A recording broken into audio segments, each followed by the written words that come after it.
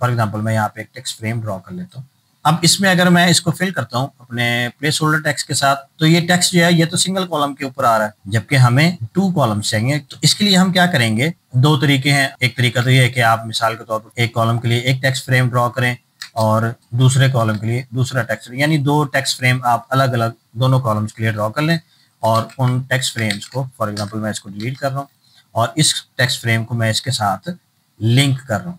तो एक तरीका तो ये है, इस तरीके को भी अडॉप्ट कर सकते हैं आप। दूसरा तरीका हमारे पास क्या है कि हम सिंगल फ्रेम ड्रॉ करेंगे और इसके हम मल्टीपल कॉलम्स जो है वो बना देंगे। उसका क्या तरीका है, अगर आपने एसेंशियल्स में किया हुआ है, यानी अपना वर्क प्लेस जो है वर्क स्पेस एसेंशियल्स में किया हुआ है, एसेंशियल्स क्लासिक पे, तो आपको यहाँ पर ऊपर वाली साइड पे 1 लिखा हुआ नजर आ रहा है और नीचे आपको जो है वो एक जो है वो अमाउंट जो वहाँ पे कॉलम गटर की अमाउंट थी, सेम वही आपको भी यहाँ पे वैल्यू नजर आ रही है। ये बेसिकली नंबर ऑफ कॉलम्स और गटर है। अब ये जो नंबर ऑफ कॉलम्स और गटर साइज है ये आपके टेक्स्ट फ्रेम का है, ये आपके पेज का नहीं है।